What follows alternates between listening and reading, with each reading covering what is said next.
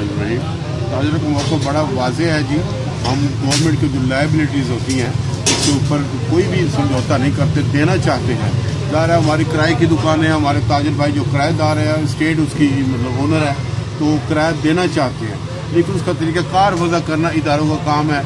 दो इदारों में अपना तनाज़ा है, उसकी वजह से ताजरों को मतलब वहाँ पर जुल्म ज़्यादती की जा रही है, नुकसान उनका किया जा रहा है। दुकानें सील हैं, ब्लॉक नंबर 2 वाले शेरदिल मार्केट डोर प्लाजा के ऊपर भी अभी सील कर किए जाने के शाहिद हैं।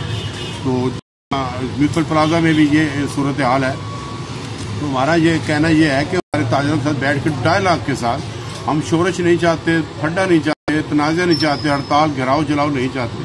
हमारे मुतालबात बैठ के हमारे सुना जाए, हम जो भी प्लस माइनस हो, जो इंस्टॉलमेंट्स चाहते हैं, सारे ड्यूज हम देना चाहते हैं।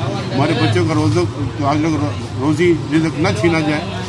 जो एक दुकान की बात नहीं है, जब एक दुकान बंद होती है उसके साथ उसका अमला, उसके जो स्टाफ लेबर है, उनका भी मसाइल, उनके घरों के मसाइल हैं। बच्चों का कोविड की वजह से लोग आगे ही ताजर परेशान। 4 माह पहले भी कोविड को भुगता गया है, तो हुकूमत आपने कुछ भी ताजरों की मदद नहीं की।